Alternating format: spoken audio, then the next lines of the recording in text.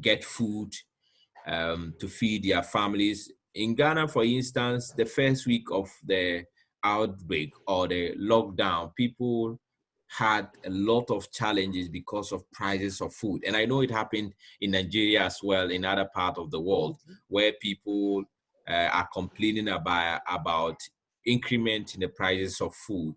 And so the question I have always asked is that if we had gotten our own garden somewhere where we can always refer our family to, I'm sure nobody would have complained, because most of the food that we buy from the market are actually from the gardens. I mean, most of them are from the garden, which we can consume for about a year or so. So we are going to look at the basics, very simple basic that I believe if you do not have a garden now, at the end of today's discussion, you should be able to establish one. You don't need a very big land.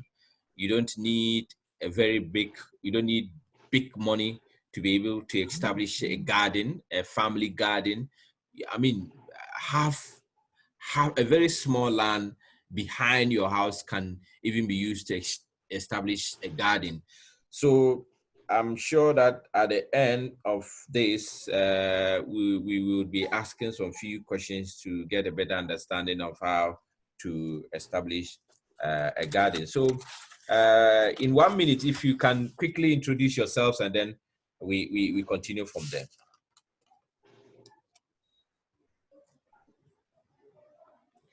So Chief, let's start with you. Okay.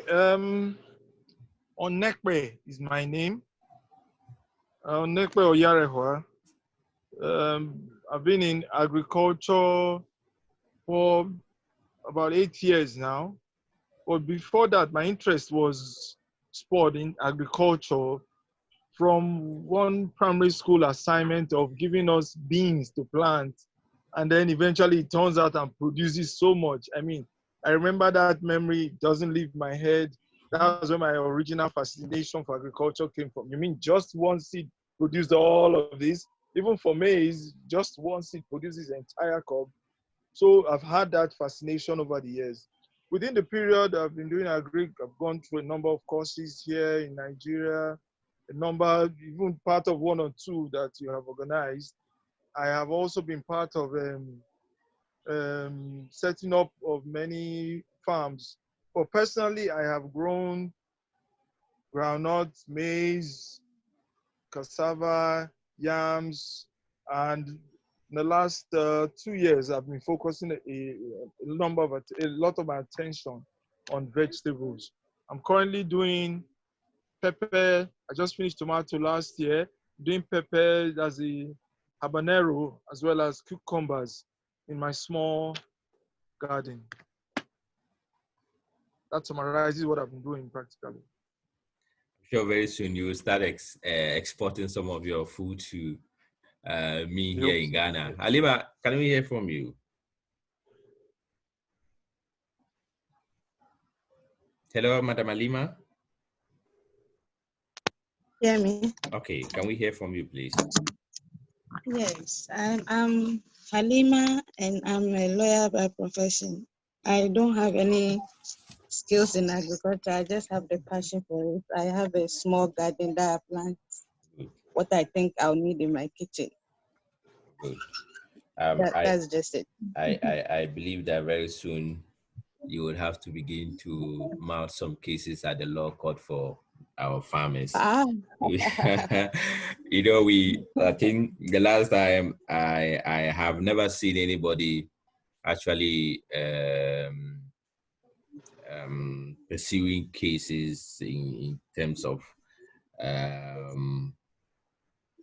to support farmers here in Ghana. It's been very difficult. I know how difficult it is to be a lawyer, especially when you are a female or a woman. But all the same is good. I mean, everything has to. You have to, if you want to begin something, you must have passion. And once you have the passion, I'm sure you will be able to. But you have a garden, right? Yes, I have one. How many acres? Oh, it's just something small. Something small. I don't know how Uh, to describe it in terms of acres. no, in farming there we don't have something small. Or Onikwe, do we have something small in farming? There's nothing like something small. Small in farming. Yeah. There's something like something small in farming. But I think some of you have once it appears most of you really have better understand. I think Azuda is joining us, understanding of this issue. But I think we can do this discussion together once some of you, Onuke, for instance, has a lot of experience. I was born in the, I mean, uh, um, family of farmers, but I think he has a lot of experience. But first of all, let me just mention some few things that we need to understand. I have always said that anytime you are planning to put up your house, the most important thing you need to consider is to make sure that you have a space for garden and then a space for water source.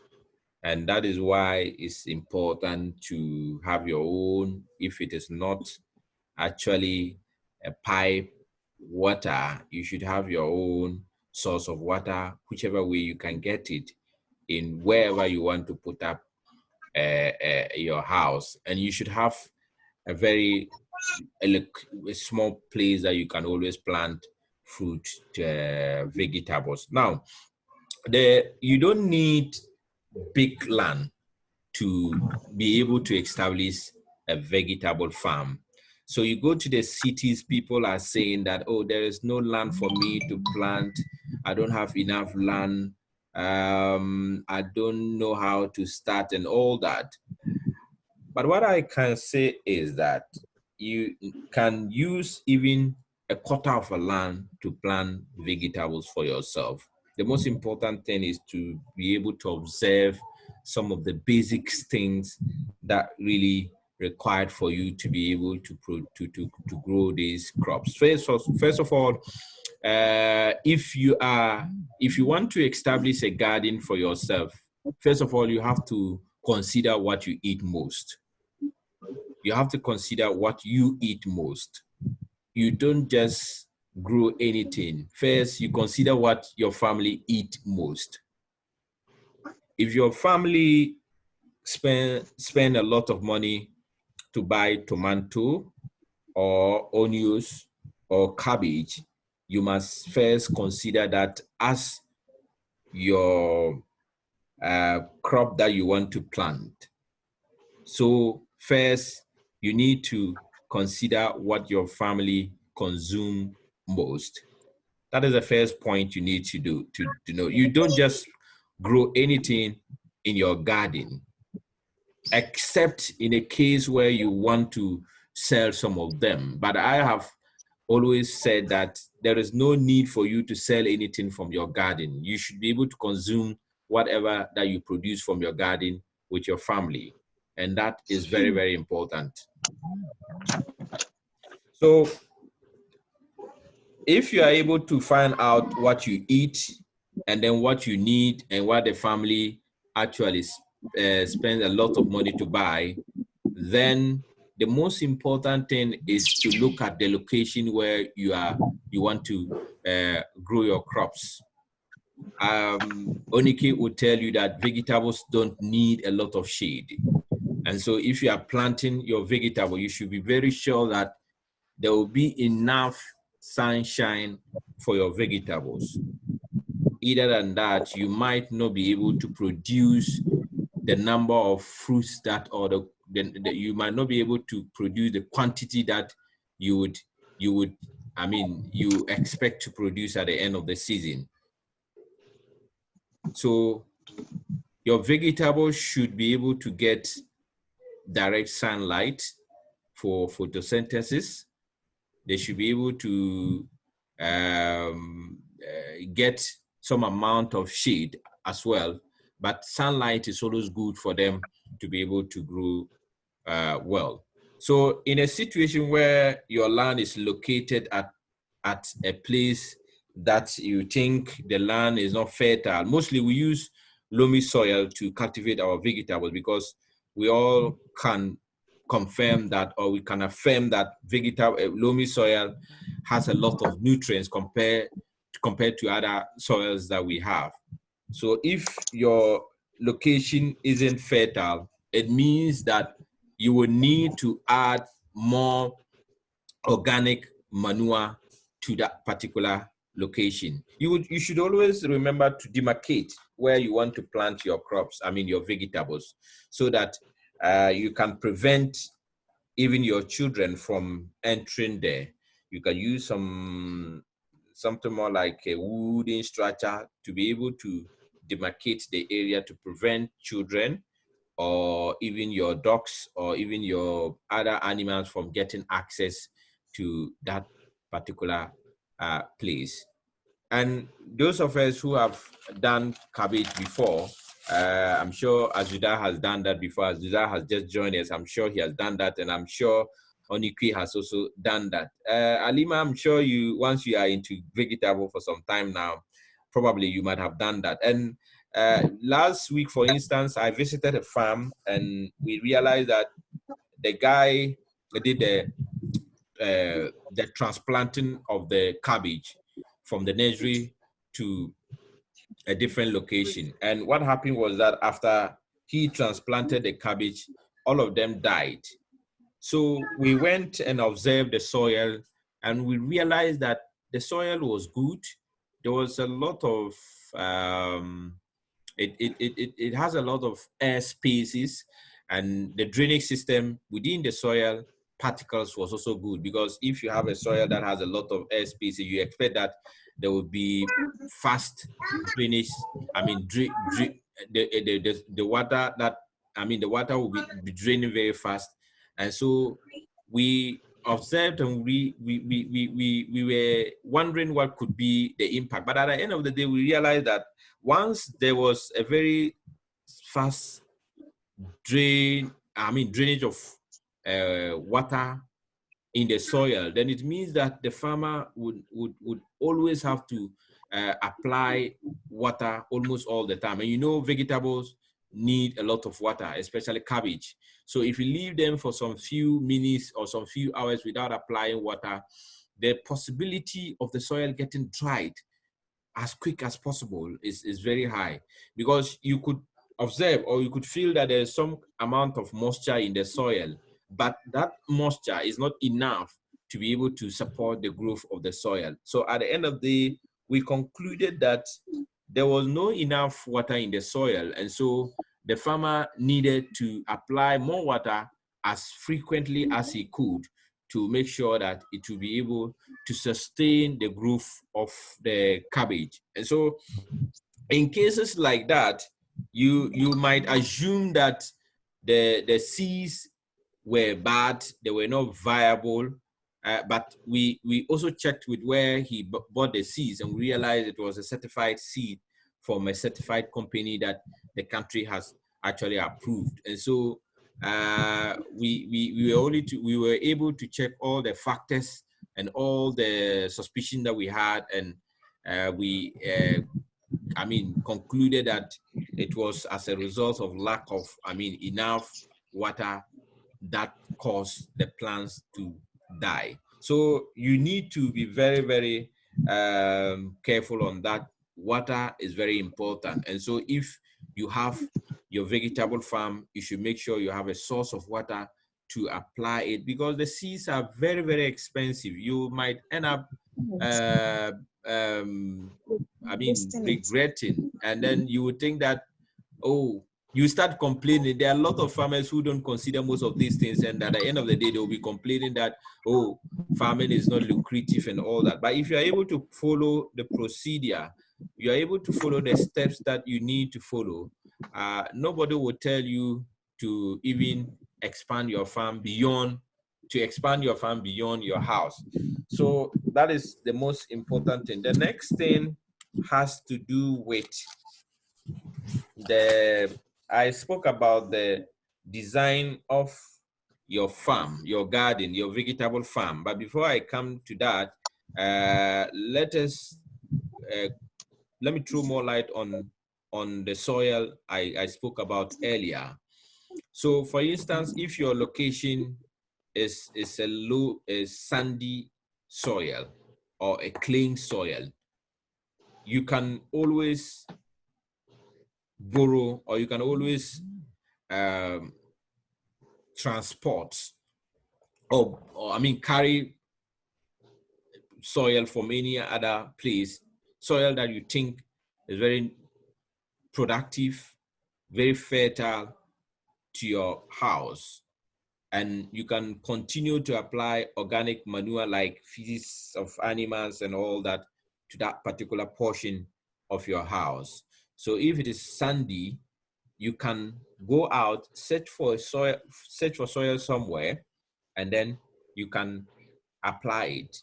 Make sure you have enough of that, so that even when the plants are growing, they will not, by the time the root will even get to the sandy soil, you might have even reached the period of harvesting them. So these are the most important things that you need to take a look at and be very smart on your, vegetable farm.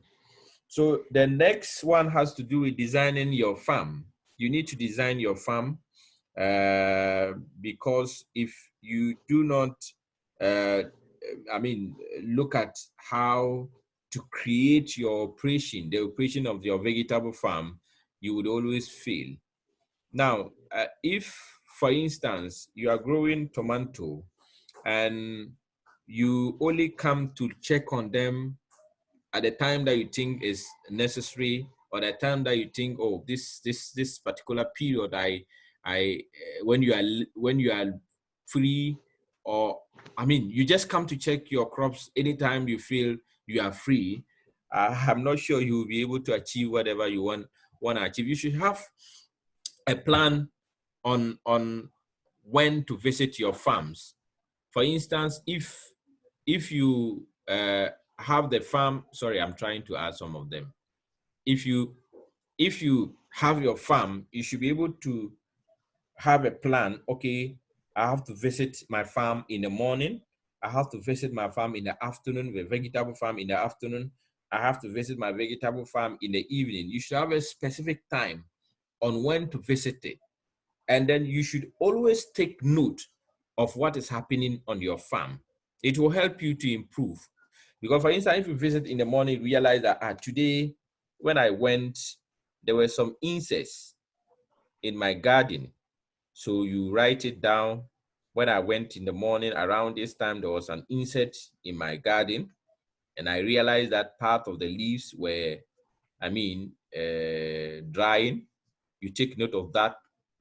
And then in the afternoon, you went back and you check again, take note the time. The time difference actually speak volume. So you take the time difference, you take the date, you take whatever time you visited. Even if you are not in the house, you should always get someone to do that for you, so that you'll be able to monitor whatever that is happening in your garden. It will help you to understand how vegetables behave. That is very important. So you should also consider what many farmers actually don't like to take them into consideration. After you've been able to create your operation, you should also have you should also know the wind direction of your garden.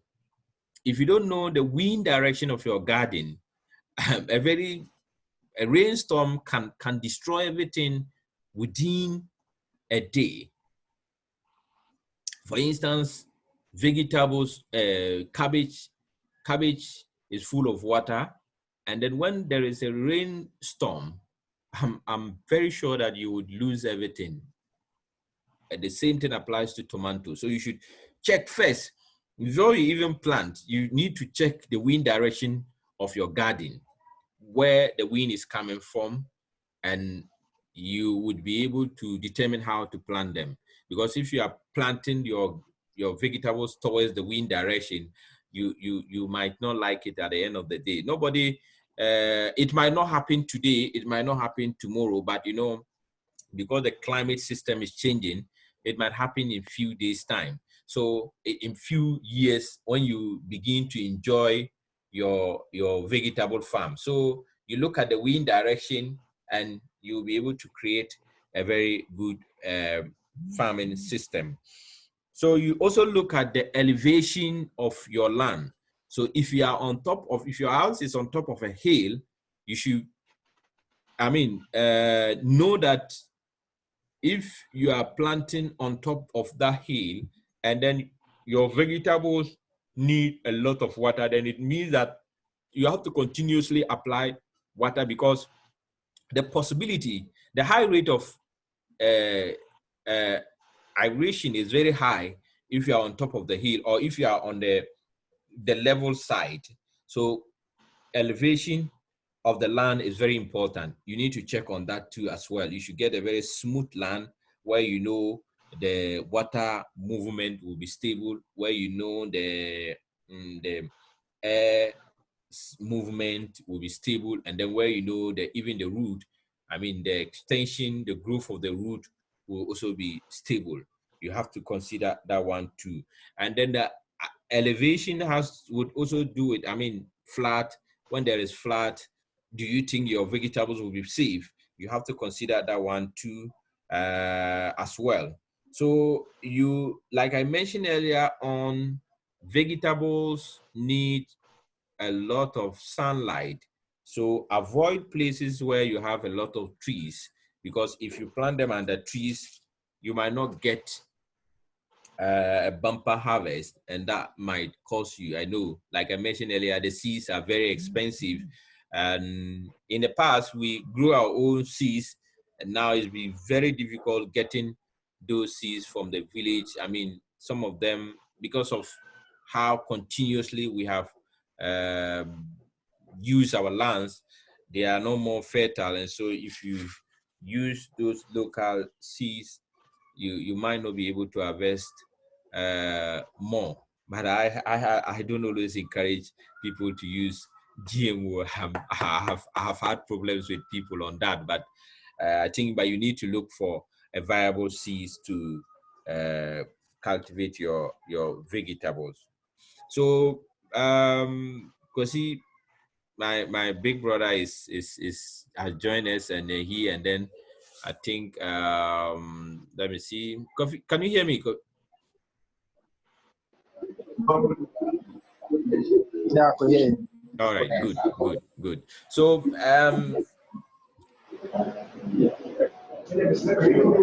here Mohammed too has also joined us. So basically what we are talking about is just about how to start your vegetable farm, and I believe that we have said some few things here that is very important to almost all those who want to go into vegetable farming.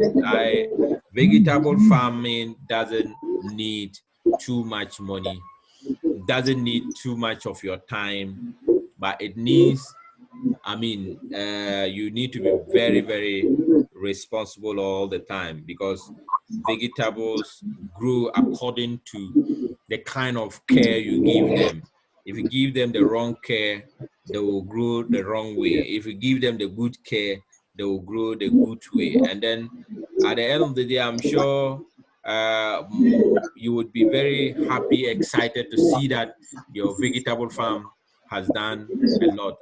There was a time we met a nurse at the Comfortnochi Teaching Hospital. I was having a training with some farmers in a town here in the Ashanti region in Kawie, and then we met this nurse who we actually encouraged them to go into vegetable farm, a garden.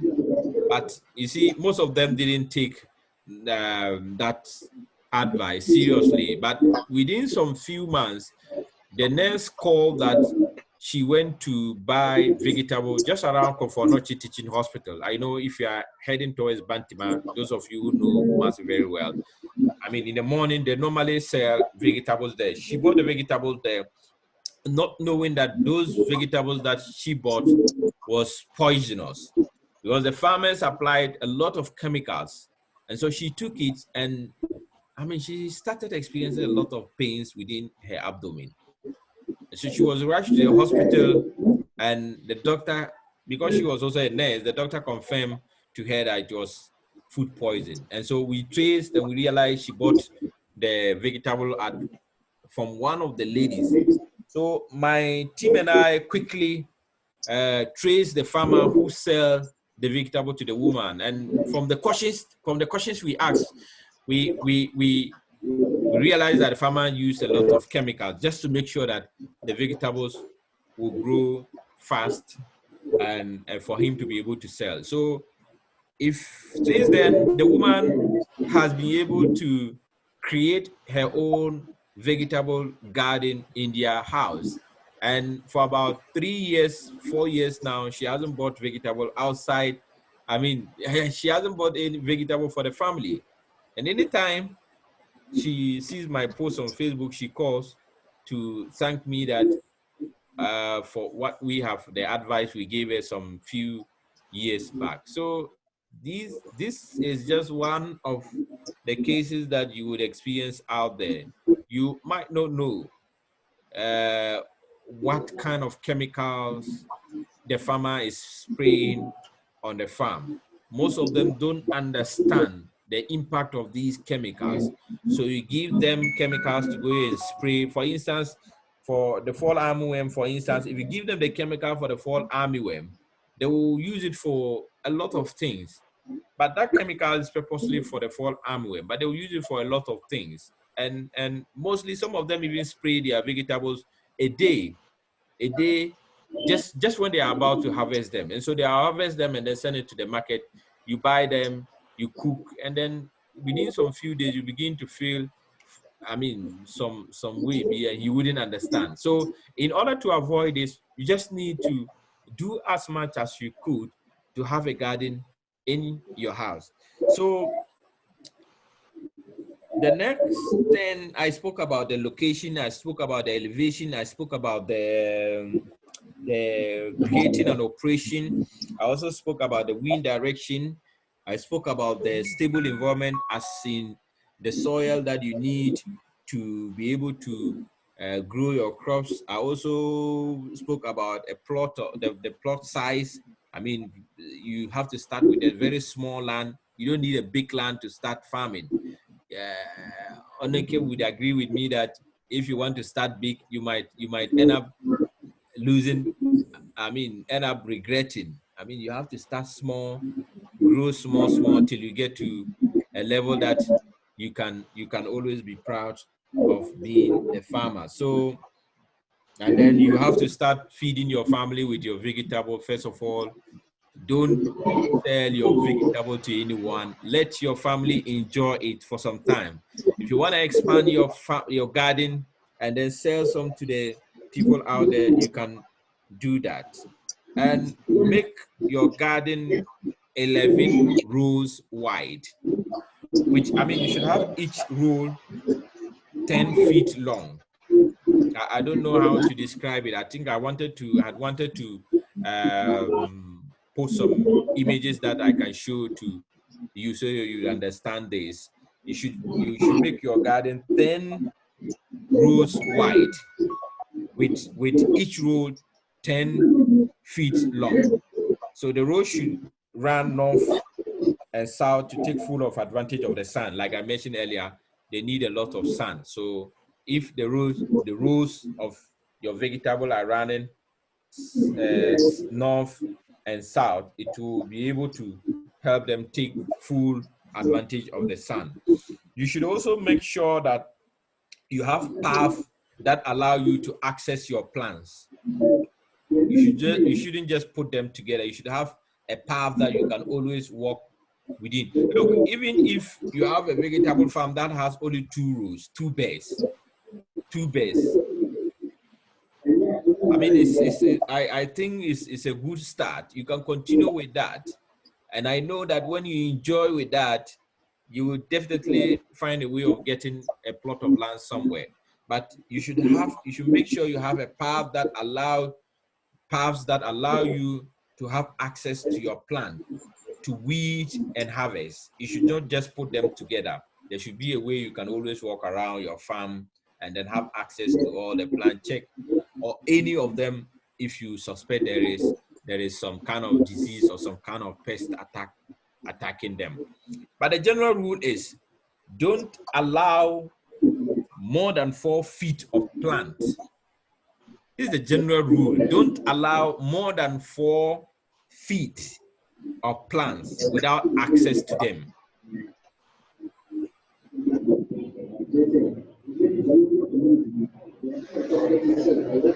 What I'm trying to say is that you should make sure that you can reach the center of the row or the bed easily.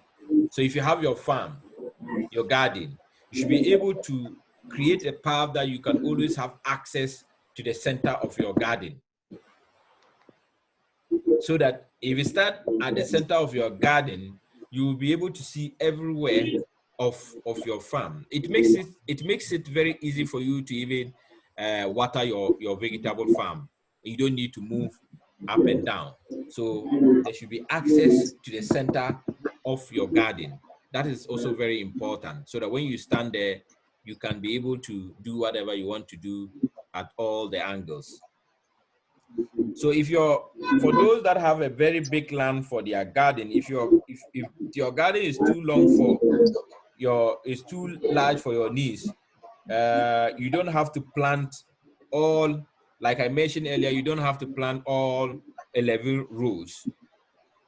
You can simply make some short rows if your garden is very long, so that, I mean, you can move in between. You don't have to go round before you come to the other side of the garden.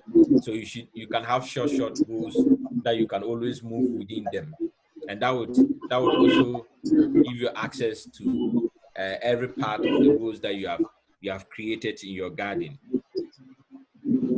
So I mentioned also about the vegetables that you need to choose. I mentioned that you should look for vegetables that your family actually feed on.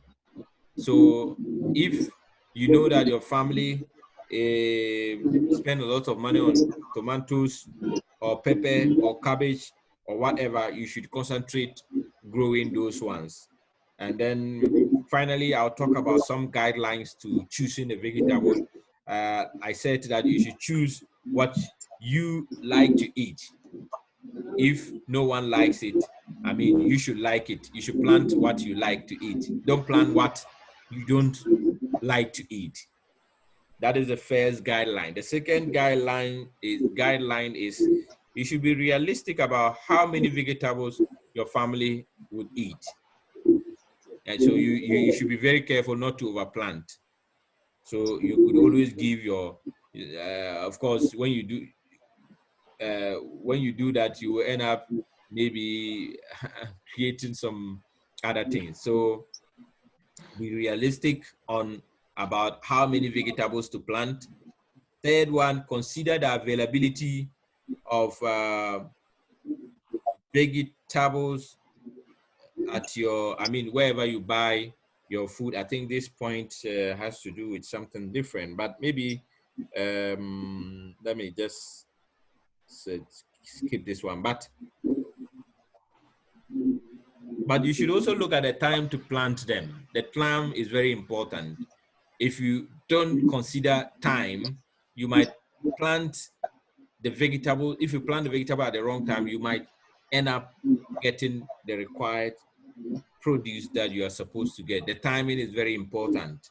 So if you are about to plant, you should consult an expert close to you to advise you on when to plant. We know that vegetables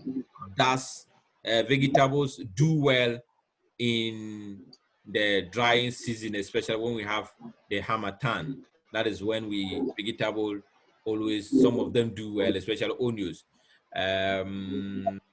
You go to the northern part of the country, I know the same thing is happening in Nigeria. I've been to Niger before. You go to Niger, around that period of time, they produce a lot of vegetable because of the large amount of moisture content. Like I said, vegetable needs sunlight, but they also need some moisture. They need water to be able to grow. So you should consider the timing as well. You also need to use high quality seed. So look for high quality seeds, seeds that are good for you, so that you wouldn't have diseases, you wouldn't have cases of pests and diseases almost all the time. The seeds are very important. And so I think that is all that I can say for now.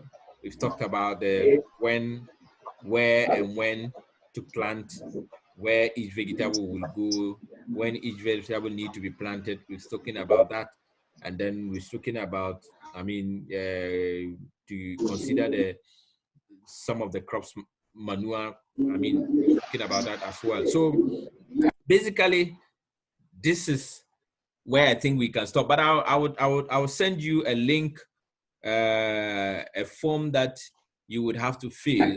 I don't know how that would be very beneficial to Onokwe in Nigeria. I mean, this is something that a group in Ghana here is doing to farmers, people who want to go into vegetable farming. So I think Halima and Mohammed can make good use of that. You have to fill it.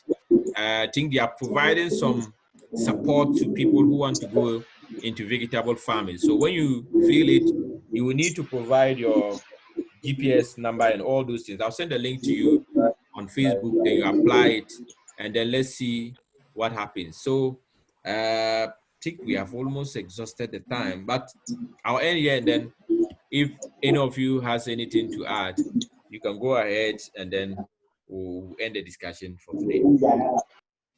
Oh, it's been a wonderful class. I must appreciate you for this, Rodin. I think it's necessary and quite important that everybody looks at the value of providing, even if it's just the basic vegetables that you use from your locality. But there's something I also would like you to, you touched on it, but you probably did not really emphasize it.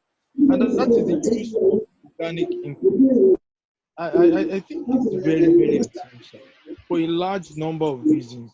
For us, particularly doing vegetables. Okay, I'm coming. Mohammed, are you the one? There is a noise at the background. Is your TV on? Yeah, then let me move on a bit. Yes, please. Can you? Is it okay? Yeah, it's okay now. Okay, you can continue. Go. Okay. I think it's important for us to emphasize and insist on the use of organic input entirely for vegetables. There's a reason why I'm saying that. From a little research I've done, you know, these vegetables, basically the ones you have talked about are what we call tropical vegetables. These are the ones that require a large amount of sunlight, require a number of things you went through. Beautiful. But what I have observed is these vegetables, of course, we have the ones that produce fruit and the ones that are leafy vegetables. We talked about cabbage. A large percentage of what we use as input gets deposited on the leaves. Yeah. A large percentage of these fumigants we use, the insecticides, the antifungals, and all of those get deposited and left on the leaves, and immediately we have to consume. So my challenge, or what I also want promoted, is a situation where we can focus mostly on using a large variety, or it's actually, in Africa, we have such a huge variety. Yeah. We have a large variety of inputs we could use that are organic rather than using the ones that are synthetic. The inorganic ones, for instance, glyphosate, a number of these, they use them for clear, but we have organic methodology for also growing these crops without using these herbicides. These herbicides find their way into the soil, they damage the soil, they get into our food, we consume them, we have issues. You know, those are things I think we need to also emphasize. What you get from poultry waste. You will not get it from any of these chemical fertilizers. What you get from doing a simple procedure like solarization, we're talking about small gardens here. Solarization, where you keep your soil, you rather than apply chemicals on the soil, you solarize, and then your soil is neat, free of all any possible germs that could infect your crops. You solarize, you use mulching to keep your plastic mulch also helps to keep your soil free of germs. And we need to adopt some of these small technologies, particularly for our vegetables. I have a rule: I do not grow what I don't eat. Forbidden. If I cannot consume what I produce, I'd rather not produce it.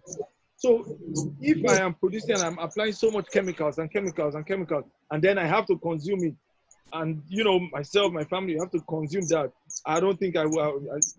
It's healthy for me to consume. So for that reason, anytime I'm doing vegetables, I always want to get organic input. We have neem. Most of us have neem around us. Many people don't even know it's used.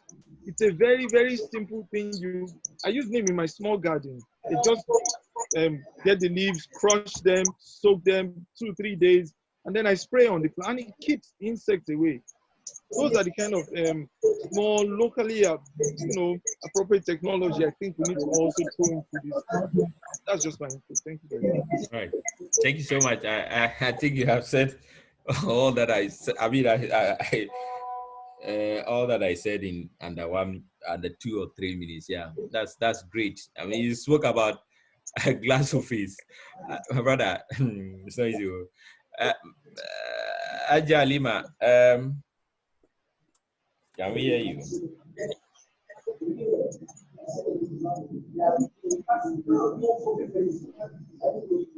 Hello? Aja Lima. Yeah, we can hear you now. Yes, I say I thank you very much for this wonderful education. It's really been insightful.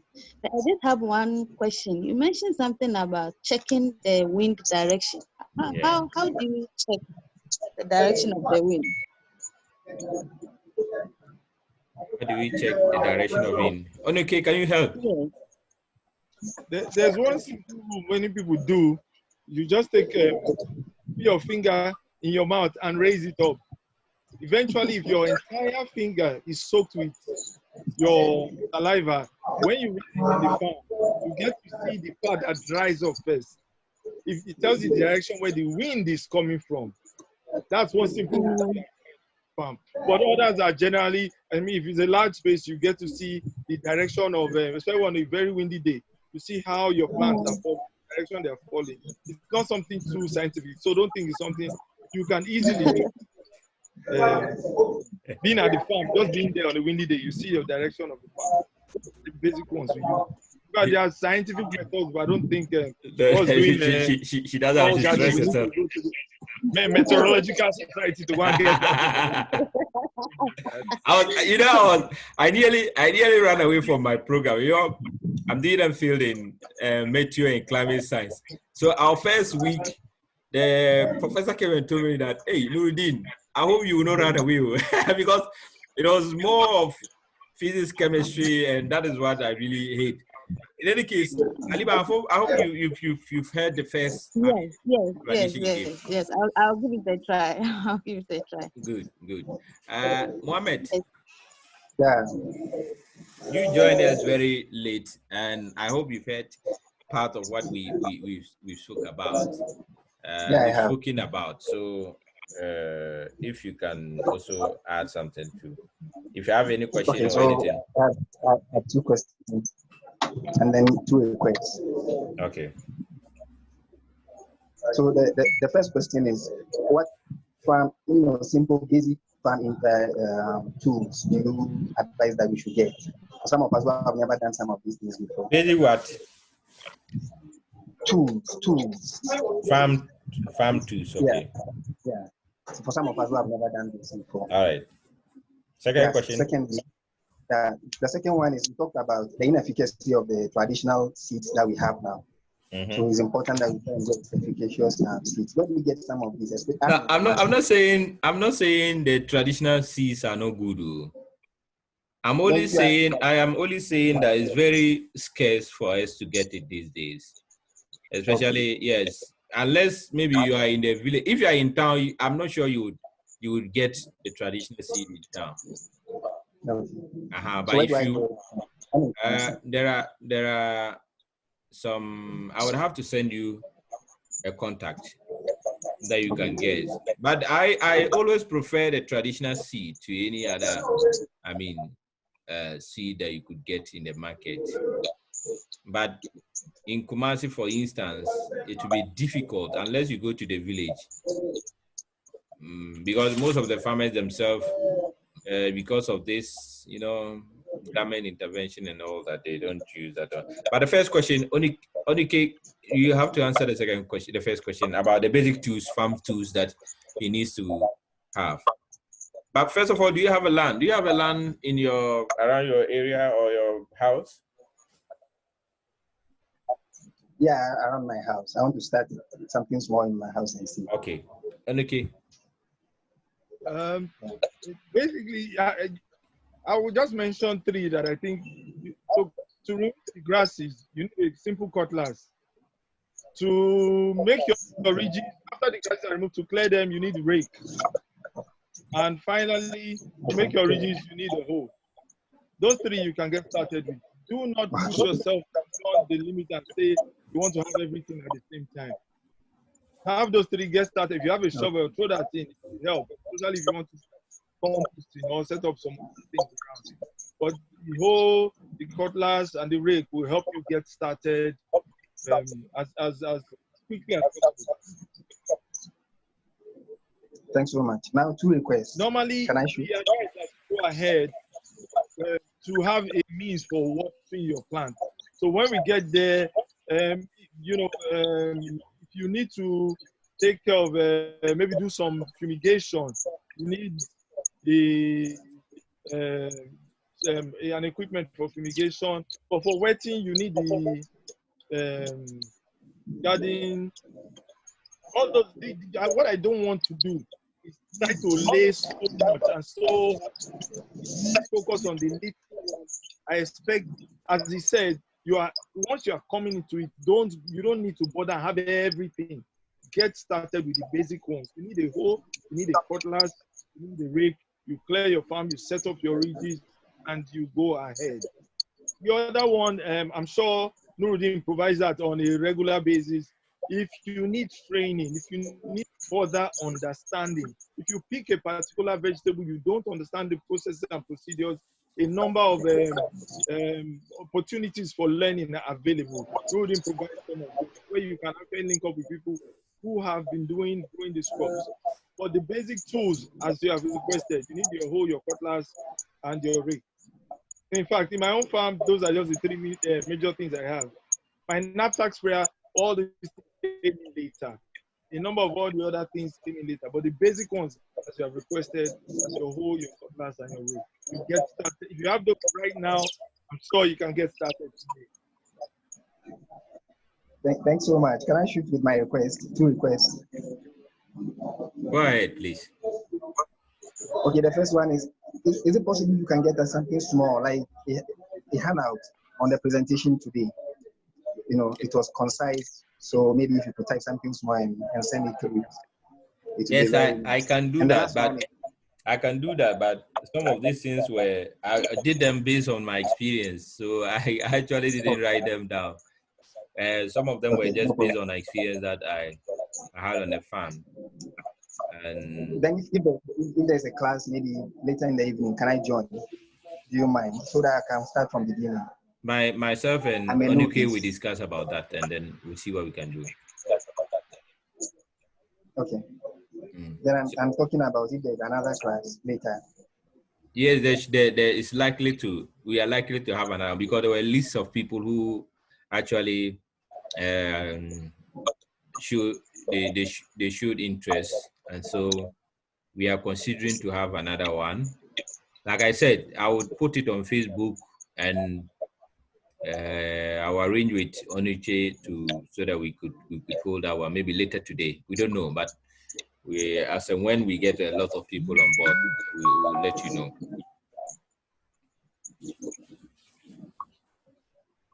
No problem. But please, priority for me, right? Don't worry, don't worry. The most important thing is for you to start. If you don't, but if you postpone, if you keep postponing, you would not be able to do anything. But I'm happy that our sister have done something. Even though she's a lawyer, she's doing something for the family. That is very recommendable. Uh, Madam Alima, would you mind if you could send me the pictures of your farm? I think, Onuche, I think we need to share the pictures on Facebook to. Hey, I hope you end up laughing at me. No. You don't have to be. I mean, you see, let me. Go I ahead. have no formula. I've just, in fact, from what you are saying, this issue of 10 feet long, each rows wide, I don't think I factored that in. I just use No, my you don't. own expression. You don't need to be worried about that. You don't need to be worried about that. You know, Okay. when I started my sheep farm some few years ago, I was telling some national service personnel that if you want to go into farming, you don't need to look for a lot of money. So I gave them the formula. For instance, if they are to spend 12 months serving the nation, at the end of the 12th month, if you want to go into sheep farming, you should be able to get 12 what? Sheep or goats.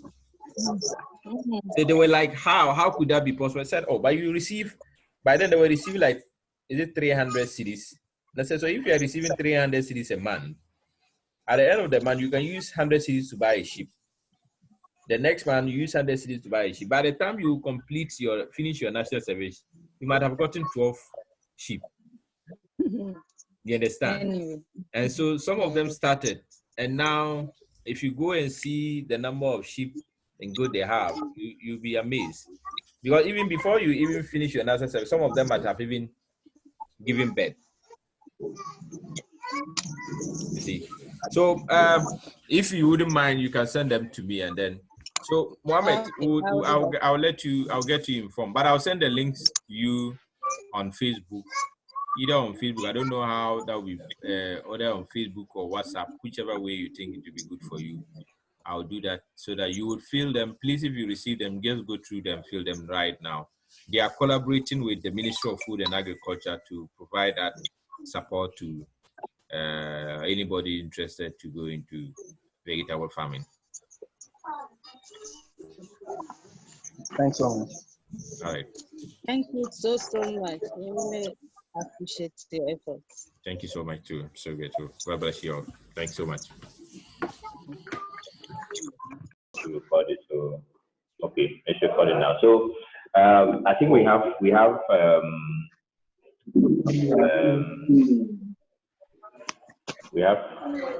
Achu, for Achu. For Achu is raising his hand. I mean, is there anything to say? So let me take your microphones now. For Achu, can you test your microphone for me, please?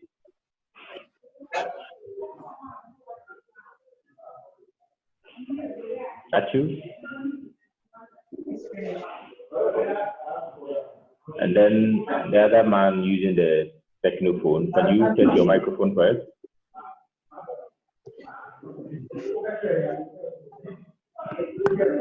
Achu? Yes. Oh, good. We can hear you. And then my good friend over there with the Techno Spark 2, can we hear you? We need to know whether your microphone is working or not.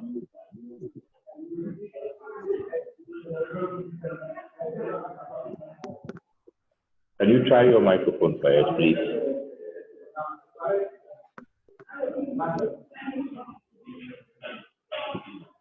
The one with the Spark mode, i.e. the Techno Spark 2, please.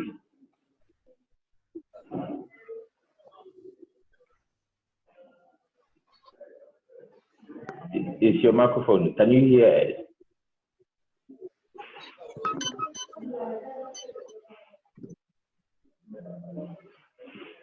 Anyway,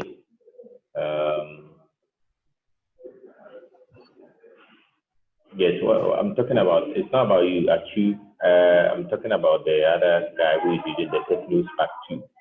If he can actually let us know whether we can hear him.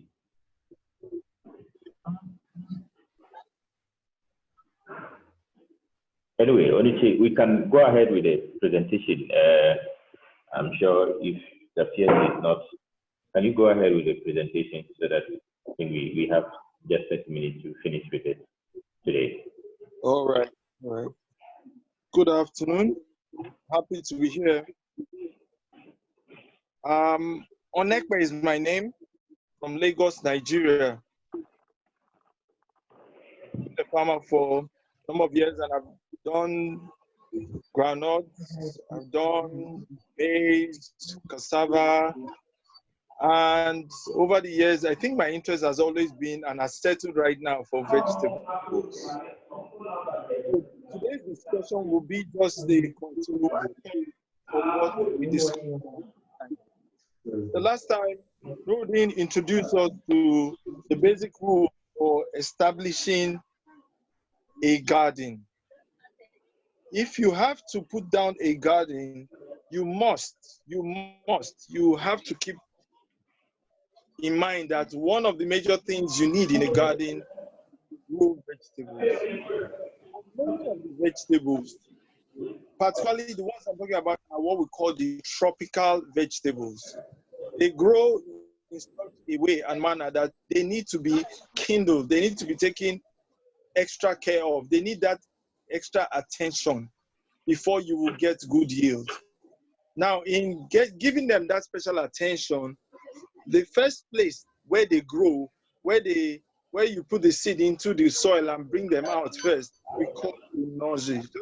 Many of you are very familiar with nurseries, I'm very sure. But what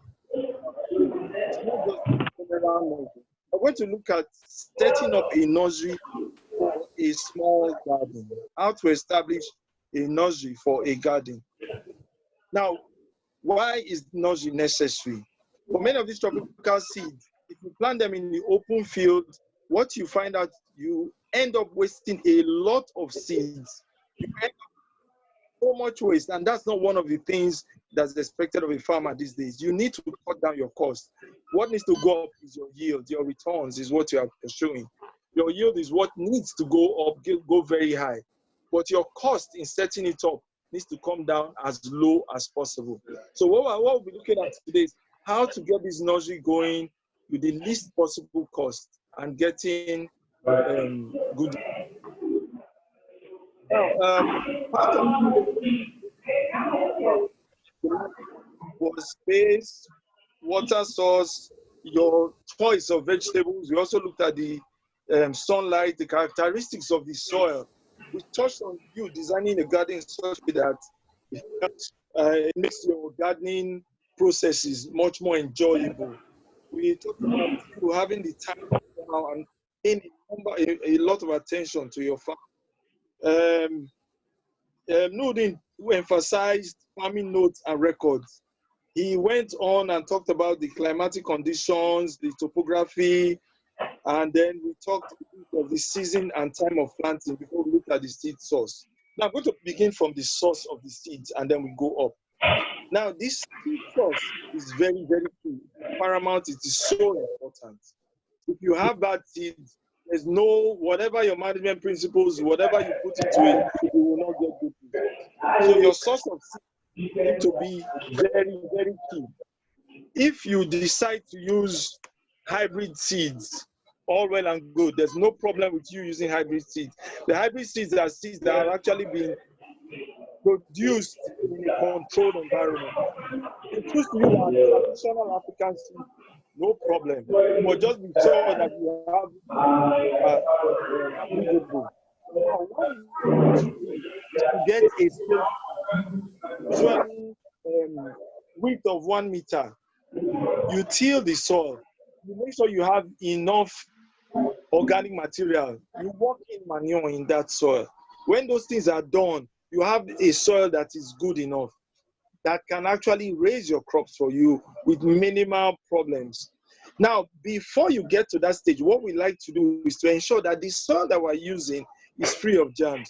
So many times what people do, what I advise, in fact, is one of it, like I said, remember we're trying to also cut down the cost.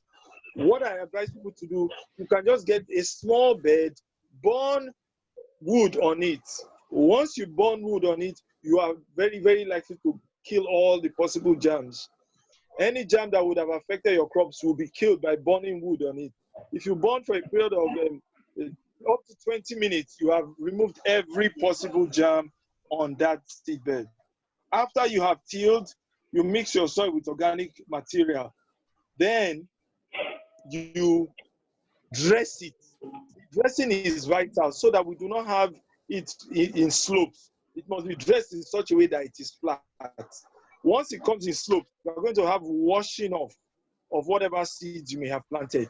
Try as much as possible to keep it flat. Once it's flat, your seeds will stay. When you wet, it will stay. Now, once you have done all of those, what I recommend is just to draw lines like tiny furrows on that seedbed, and then you lay your plants in them, your seeds inside them, and then you cover lightly. I'm going to show you just a little one I'm doing in my vicinity now. What I have done is just gone through the general principle. If you have the seedling trays, the seedling trays have a number of advantages. They are all porous, they have holes at the bottom, so they don't retain water. You have single seeds, your roots grows very well. Most of them come from plastic or styrofoam. When you use this seedling tray, it's essentially the same process. But in that case, you get what we call the growing media. If you don't have access to growing media, all you simply do is get some soil, place it on a pan, or like what I said before, burn wood on top of a piece of land. You gather the soil there, add some charcoal, and then you are ready to go.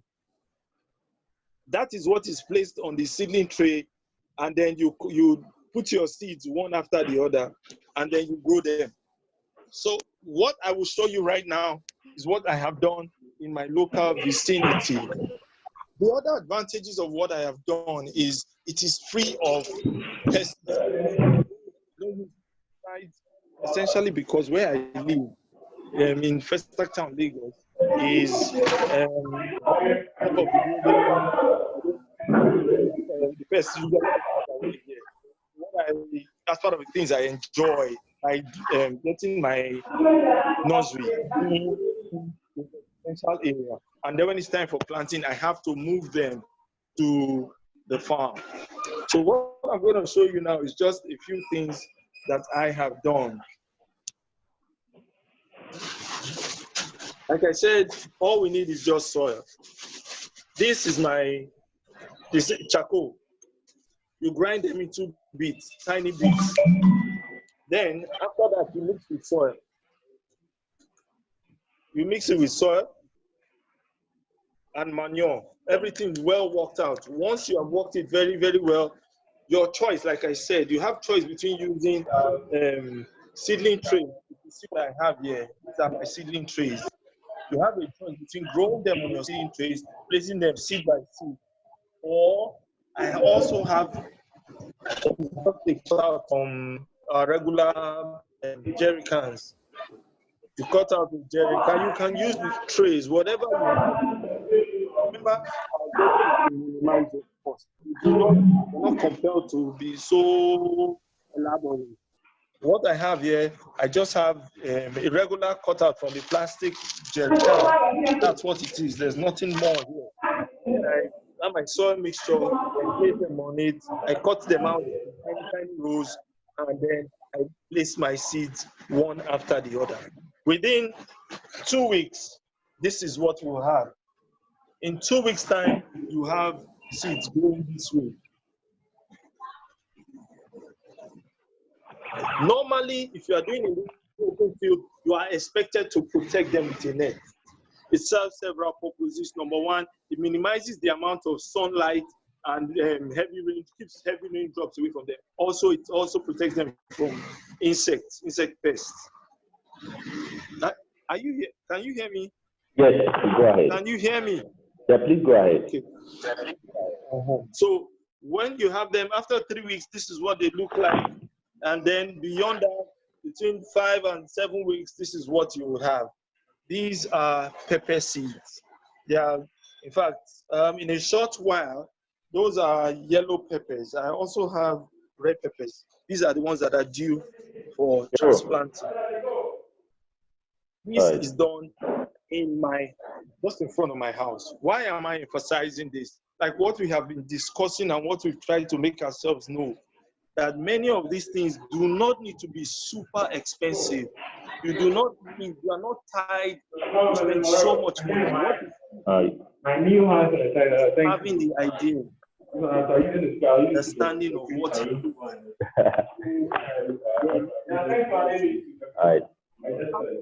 We move from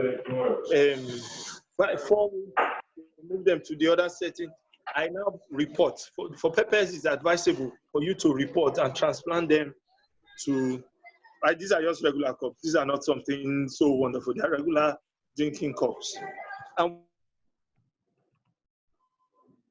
another week here, they are due to move out to the farm, to the open field, where they would turn out to be very, very good and productive. These are one or two I've kept specifically at home, just to monitor what happens even at my farm. Wet them every day. And there's one simple mixture I'd want you to also take note of. This mixture comes from taking just a little piece of manure. It's called manure tea.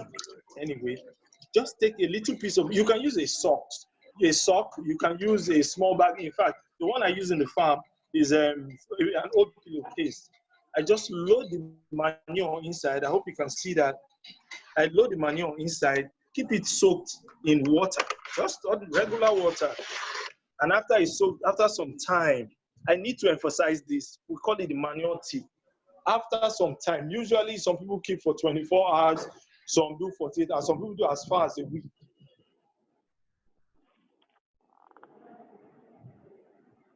It's like putting a tea bag inside water, inside a cup of water. Now, this mixture is the nutrients that you find in manure that has been soaked out. You are not expected to put it directly on.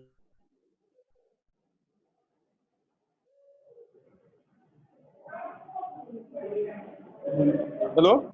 Yeah, we can hear you. Go ahead. Okay. You are not expected to put it directly on your crop because it is very, very concentrated.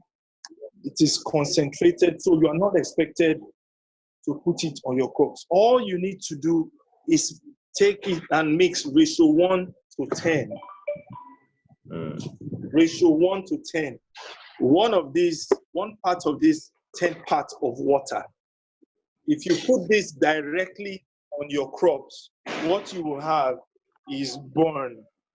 The burn is what looks like something like this at the edges of these leaves. You can see that. I sincerely hope you can see this. The burn comes because that concentration of the manure tea is too high. If it can burn the leaf, try and imagine what it does to the roots. So what I always emphasize is mix as what.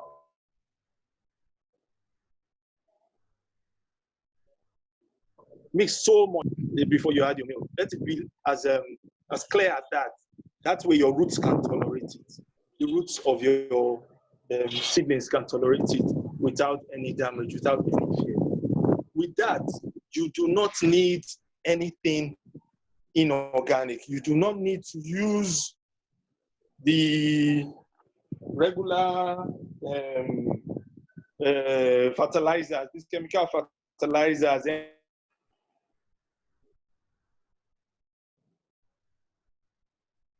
The only thing I use for my crop, especially at this nursery stage, I don't mix with any other thing.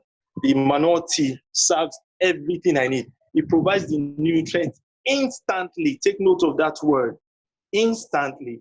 Rather than putting manure there and letting, and manure is what we call a slow release fertilizer. It releases the nutrients quite slowly. But in the case of the manure tea, the nutrients have been released and they are available in the water. So for crops, even in your open field, any crop that is dying or seems very, very weak, prepare your manure tea to help you. These are part of the things that I do, and I think it's one of the ways we can actually get into vegetable farming with minimal cost and get wonderful yields.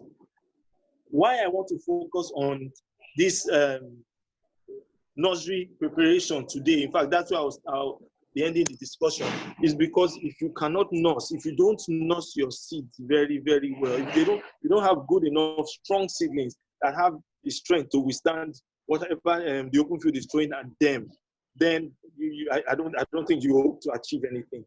You will not be achieving much. What you need is to ensure that at this nursery stage, your plants are doing very, very well. They are strong enough, they are firm, they are not pushed by wind, they can withstand sun, whatever the temperature, they can survive it. When you have it in that form, your plants will grow up strong. The use, like I said, of these organic, inorganic inputs will diminish greatly. I think for now, I can just probably take a breather. In case they have any questions or any inputs. Okay, how long did it take you? How long does it take someone to be able to do this? I mean, and if you can tell me, I can see the seedlings there, but how many can it actually produce?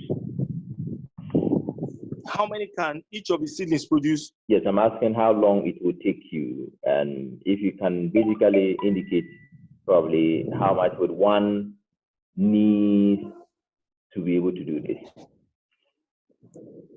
To be able to get this setup, I'm trying to understand your question. To set it up probably takes you less than a few hours to set it up. Okay. If you're talking of from setup to harvest, is that your question? No, I'm talking about the initial stages. The initial stages. Now, what you have now appears to be a black body, right? Black body. I mean, what you have, the black material you have over there is a black body. And this is supposed to actually absorb heat. I don't know whether that's the rationale behind it, but your internet is so. Can you hear me? Can you hear me? I can. So okay, good. I just want to know how much it will cost you to be able to set up your question. I'm asking how much it will cost one to be able to set up all of these, and why are you using the black material? And why are you using the black material? Okay, beautiful. All right, let me explain in terms of the seedling tray. It comes in two forms. This is just plastic. Plastic. There's another one made from styrofoam. If you know styrofoam, that one comes in the form is white. Exactly, it has the same number of holes. It comes exactly in the same form. So you have a choice between using plastic or styrofoam. I don't use styrofoam. I'm just used to plastic. That's me.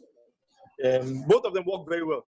Both of them work very, very well. If you look at the bottom, I hope you can see that. You see there are perforations at the bottom so that excess water finds its way out. Same thing with the styrofoam. It doesn't retain water, it allows water to go out. That's just me. I prefer to use the plastics. Really, maybe because the styrofoam, in this case, let me explain, show you some other thing. If I have to move the seeds from where I reside to the farm, it's easy for me to fold them and package and carry. Are you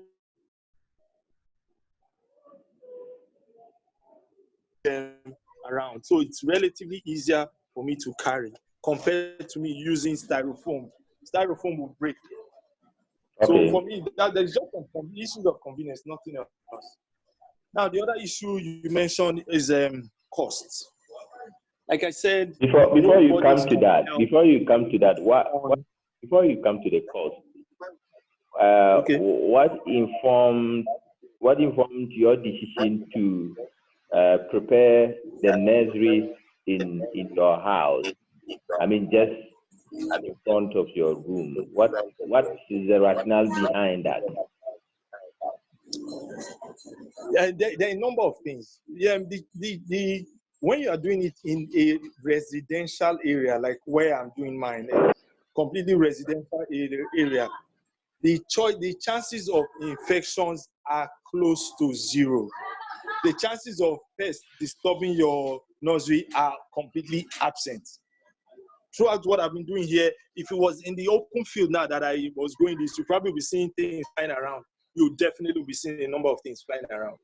It's just in my advantage to do it in a residential area. The entire environment, there's nothing like any other any plant that could have brought any other infection to this plant. So it's very, very easy. I take away the chances of any infection, chances of any pest attack. That is why doing it at home for me is really, really, really the best. It's less than a kilometer to my farm, so I can do it. Just throw it inside the vehicle and I'm there. So that's an advantage. Okay. So let's go to the cost.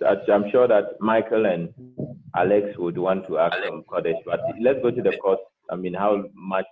If you can quote that in dollars, I'm sure it will help, because if you quote it in naira, we would have to do the calculations. But if you do it in dollars, I think it will be very. And then where these materials can be gotten from. Okay. Now, okay, I'll just point the materials and then we will talk about the cost. These are seeds. What I have done in my own case is I am doing a mixture of the hybrid seeds and then the local, or what we call the traditional seeds. So this earlier one you saw, these are the hybrid seeds. The hybrid seeds, let's say probably with $10, you can get a pack of, let's say, 300 seeds inside there. That's for the hybrid seeds. $10, probably less. Then in this case, these ones are the local seeds. In fact, these are the local orange colored pepper. Local, we call it the yellow pepper. Now, all I needed to do was buy the pepper and manually extract the seeds by myself, keep them to dry, and then I'm fixing them one after the other inside. That's all. Okay. So at certain point, you are not compelled to do hybrid all the time. Certain, you are free. You have the freedom to do something outside hybrid. Now, for this, like I said, remember, I'm trying to put down the cost. These ones cost about, I think, just about $2 each. $2 US, you get each one of these. But if you decide to cut cost and use plastics from, you can use trays, you can use, this is just a jerry can earlier that I just cut into. This is a gallon. Yes? That's supposed to be a gallon. That's what I'm saying. That I cut into two. That's all. Okay. The gallon, okay. Yeah, that's just cut it in two. And then I fill it with my prepared soil. Now, one of the things I always emphasize in minimizing cost, what you do, I explained earlier, you take your soil, wherever you're going to take the soil from, just make sure you burn things on top of it. You burn wood. Wood is the best and most advised, so that you are minimizing the cost. Instead of you buying the growing media, you are also minimizing cost by using that. I showed you much earlier that I use charcoal. You grind them, make sure they are not too fine. But if they are too fine, it will not serve its purpose. The aim here is to make sure it's still porous, there's still air inside. So what I do, I just grind the charcoal, I mix with soil, mix with manure, and then I have my growing media. That's all. I'm just explaining it. So those who choose to go into it, don't think you need to spend so much money. That's not a priority. The priority is that you need to make so much money from it rather than spending so much money to put it in place. So like I said, this was $2, using hybrid $10 for a pack. That's all. The rest is water. You must have a source of water. Okay. I think there's a question from Michael. Michael wants to know, how do you remove the seedlings from the tree? How do the seedlings come off the tree? When it's time for planting, okay, when it's time for planting, if you look at this, can you see? Yeah. Just with a small plastic, it's just plastic. I hope you can see it coming off. Yes.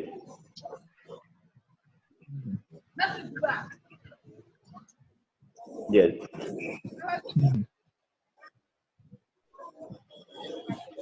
That's it. This is what we just transplant. Quite easy, very straightforward. That's all. It comes up easy. It comes up very easy.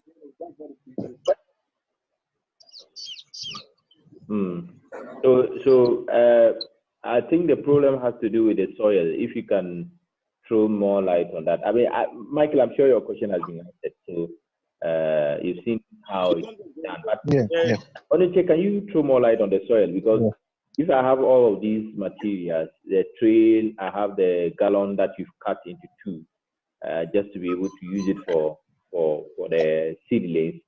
How about the soil? The soil, how did you prepare it yourself, or you just carry it from somewhere, or for the benefit of our viewers, those who actually want to go into the vegetable farm?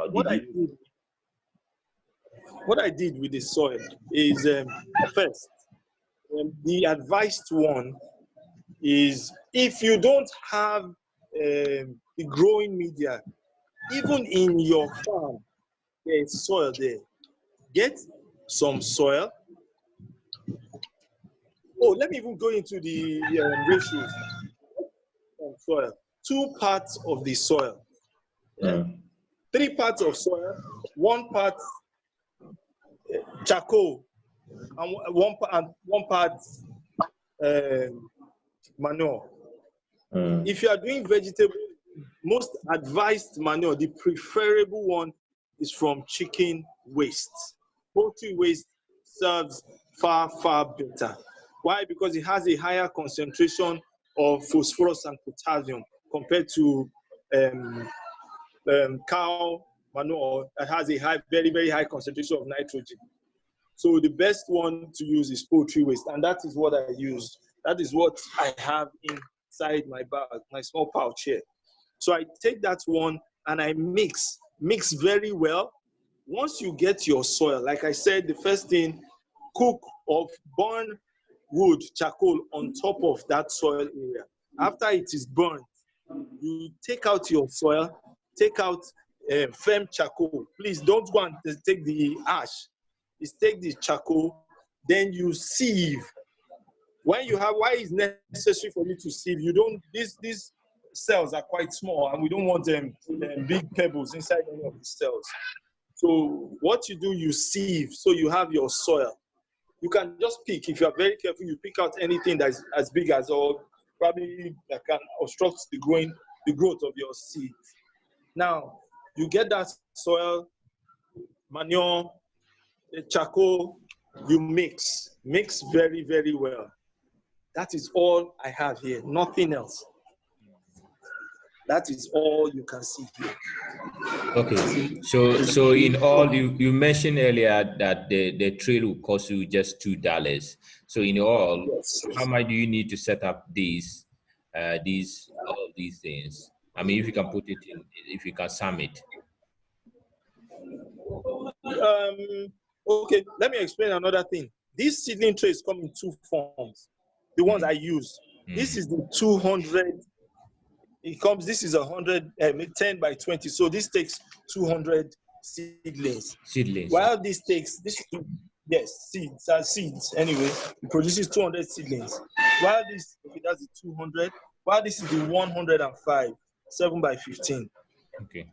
Everything depends on the number of seeds you want to plant. Mm. So if you are not going to, if it's for a small garden, like I always advise, specifically if you are a fresher, you're just getting into it, try the local or the traditional seeds first. Mm. So that will cost you, I don't know how much it costs to buy pepper seeds over there, but I know it's really, really affordable.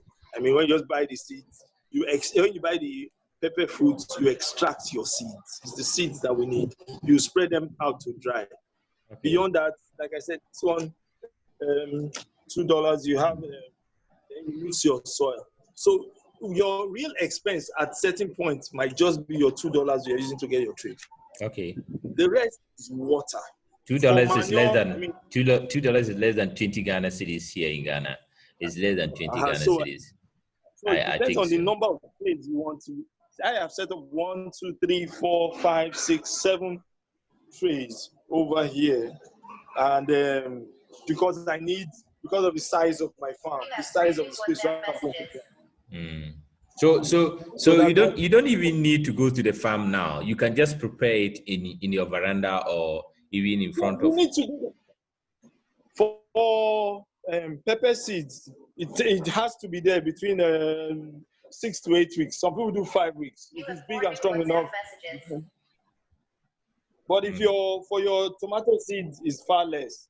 In fact, some people transplant tomatoes from 3 weeks. So between 3 and 5 weeks, your tomatoes. So while you are growing your seedlings in the house, free from germs, free from any possible pests or infections, you are preparing your soil, your open farm where you are going to plant. You are preparing it. That's just the way it goes. It's not. I'm trying to make it as elementary as possible. Why? Because I think the happiness will be that we hear that, oh, people just participated something here, and they realize that this thing is not rocket science, which truly it isn't. It's not rocket science. It's what every person can get up and decide to do anytime, any day. Okay. There's another question here about the type of soil. Can it survive on any soil? I know this is loamy soil, but he wants to know whether it can survive on any soil. Now, okay, let me talk about soils in nurseries. If you have in your environment clay soil, you increase the quantity of charcoal you use. Frankly, yes, it can survive in any and every soil. Remember, you're providing nutrients. And for information's sake, your plants your seeds do not need any nutrients for the first 3 weeks. They have no need for nutrients. The germ in each of the seeds is enough to provide that seed with nutrients for the first 3 weeks of its survival. When you include the manure is for as time goes on. Remember, I told you manure is slow release. It's slow release. So what you need the manure for is not for the immediate, but beyond 3 weeks. So that's why I said you can work with any soil. As long as the crops can grow on that soil, you can actually use it for a nursery. Any soil goes. Even if it's sandy soil, you only increase the quantity of manure in it to minimize the porosity, so that water doesn't flow out as soon as you pour it. No. Oh, okay. I'm sure we have a lot of about 4 people on board, including Michael. Michael has already asked his questions, and I don't know if you have any question, you just have to raise your hand. Onuke is around to answer those questions. I mean, he has mentioned, you can see from the video that this nursery is not being prepared on any farmland. He's doing it in one of his verandas in Nigeria. And so after some weeks, maybe 3 weeks, he will then transplant them onto the field. And so you can see how it's been done there. And he mentioned the fact that you need just $2 to buy the trail here. And the trail just costs us $2. And then the other ones, if you want to use the drum, the gallon, what we call here gallon, you can use the gallon, cut it into two. Then you can also prepare your seedlings or prepare your nursery there. And he has also spoken about how you can, the soil type, what you need to do. I mean, let me just ask this. Did you apply any fertilizer? I mean, people would want to know whether at this stage, do you need to apply fertilizer? What are some of the things that the cultural practices that you need to practice, to perform at this point? For me, like I said, I try to advocate. I do my very best so that we go completely organic. I like us to minimize the use of all these chemicals. Like I explained in our last discussion, most of the fertilizers, these inorganic fertilizers that we use, end up on the leaves. A portion of it ends up in the fruit. And I mean, that's what I have to eat. I don't want to be eating some chemicals. So what I do is to make use of poultry waste. I explained the tea. Yeah, you can see it's exactly like a tea bag. Look at it, it's like a tea bag that you dip in a cup of tea. It's made from manure. All I just do is fill my bag with some manure, and then I dip it inside the water for some days. 24 hours is okay. Then I mix it at the ratio of one of the mixture of the manure tea to 10 parts of water. 1 part manure tea to 10 parts water for specific reasons, so that it doesn't burn your plant's root, so that it doesn't damage your plants. That's all I use. And I'm getting beautiful green, lush green. They're doing very well. Maybe I need to close up so you see how green many of them are. So, but did you start it this way, or how are you, Oniche? Yeah, I can hear you. Yeah, I'm asking whether this was how you started your preparing your nursery, or I mean, you were doing it on the farmland before you moved to this place, and what really informed your decision to move to this place? Yeah, the earlier ones I had in the farmland, I was bogged down by a lot of insect problems, a lot of issues about infections, and so I had to constantly and consistently apply chemicals. The chemicals, insecticides, and the antifungals. That's exactly what I mean. And these are inorganic chemicals. It's important. You have a WhatsApp message from NER Media and Politicians +233242336. Apart from even doing damage to our food. So in essence, in trying to minimize that, in trying to remove the need for those chemicals, I do it at home. Just in front of my house. So it has removed the need for chemicals. The other part is this. One would have expected, okay, I introduced the net. There is no need for nets. I live very, very high, how high the buildings are, and I live at the top of the building. So there, even if you don't live, if you do it in a residential area that is completely residential, the need for these chemicals will be minimized. I think it's important for us to emphasize that all the time. We need to find a way to do away with these chemicals. When I get to the open field, yes, I might have a need for them. But I mean, imagine from at the nursery stage, I've started loading them with the chemicals that I think are dangerous for human consumption, and they're not good for environment. So essentially, moving them from the open field, what I'm getting, in fact, let me tell you, the rate of survival at the doing your nursery in the open field is quite low, very, very low. I've told you spend a lot on chemicals, a lot on this, a lot on that. But when you're doing it from the residential area, what you get is very, very high rate of survival. You can see, the entire tray is filled up. The entire tray. On this tray alone, I got my kids to count. It's supposed to take 105. I have 145 that have survived it.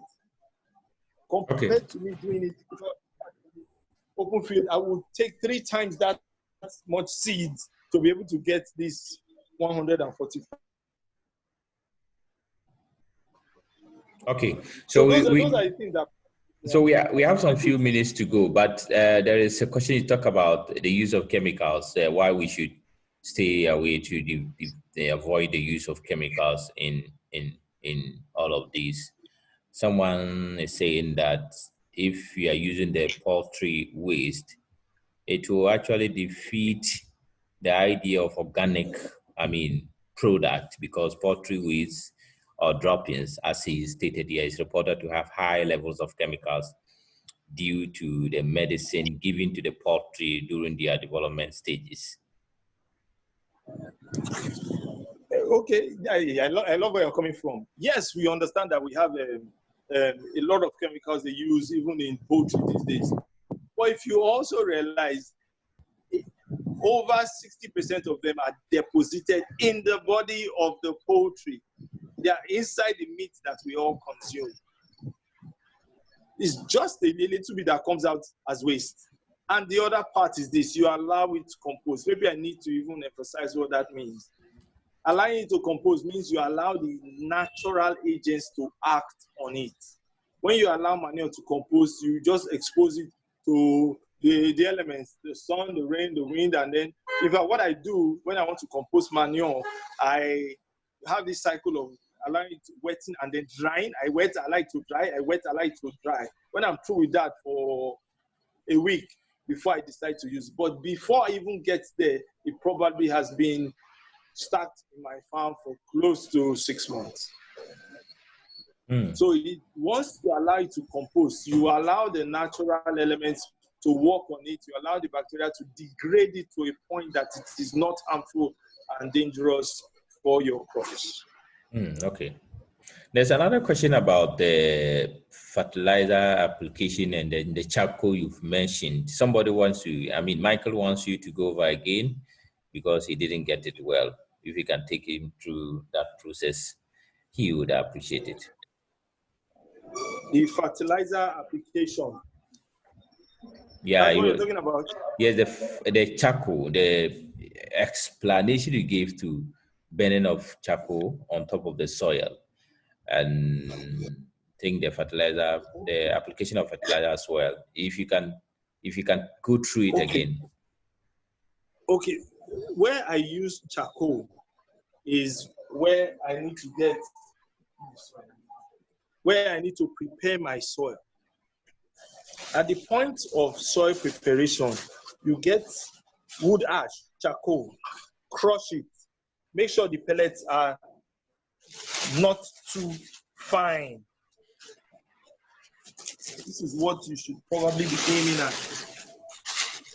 Make sure after they are not too fine. After that, we take them and then we mix them with soil. I said something about the soil. The soil that is in use is soil that we have burnt charcoal on top. We have burnt wood on it. Wood has been burnt on that space. Wood has been burnt on it. It has pathogens that you would have found inside. Wood ash. And then we mix manure.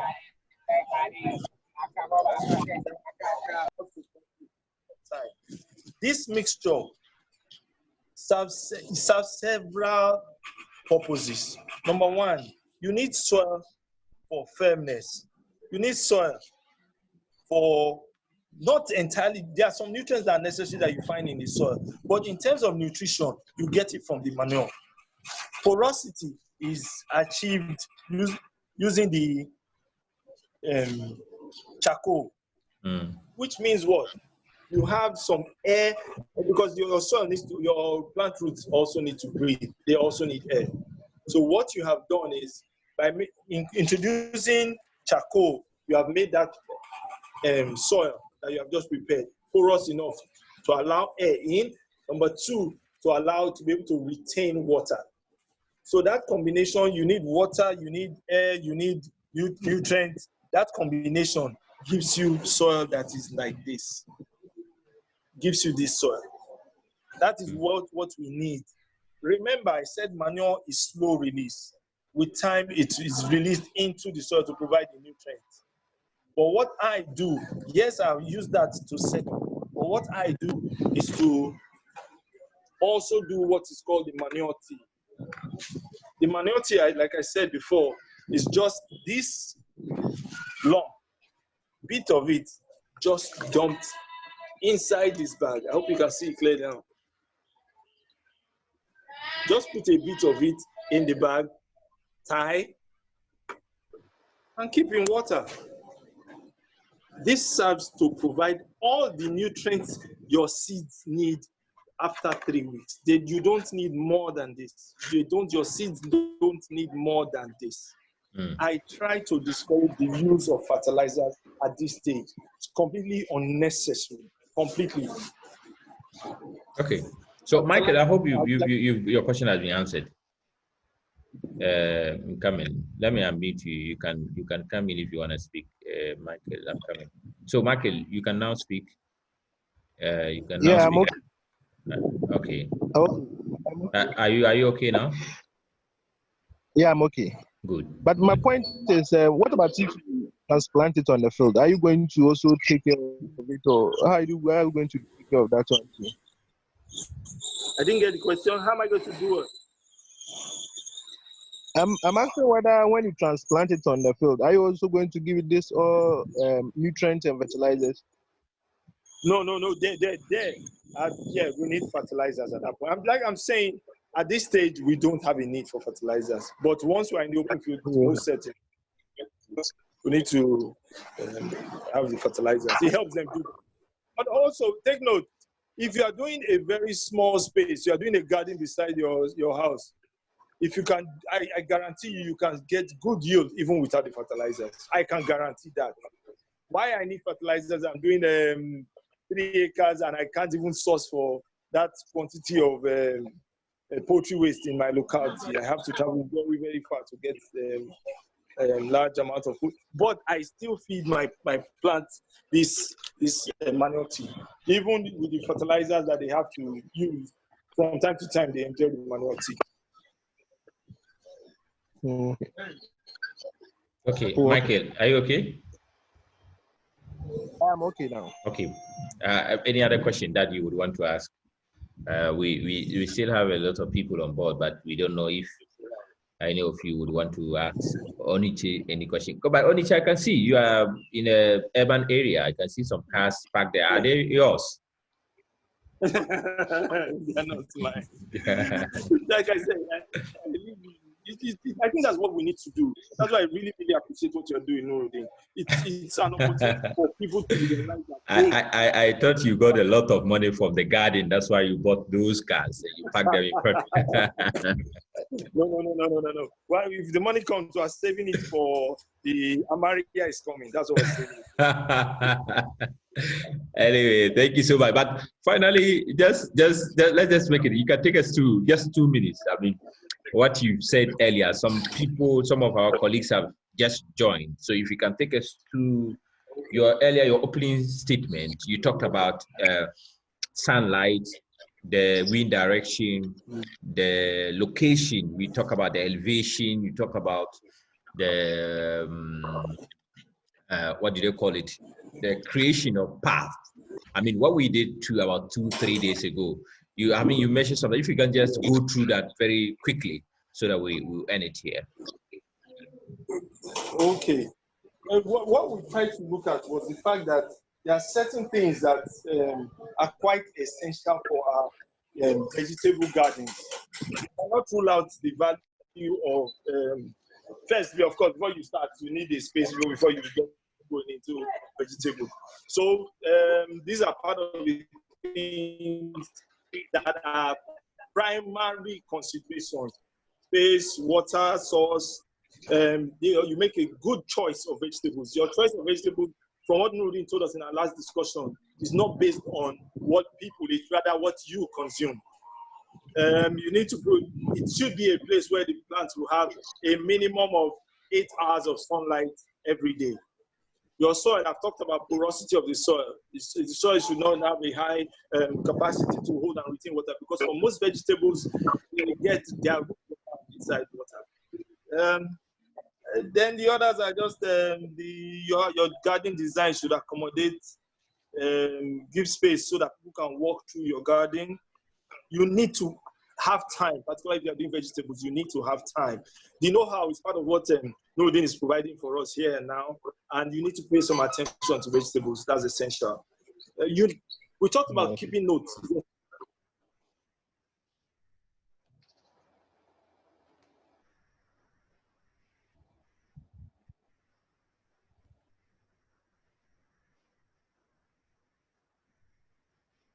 Okay.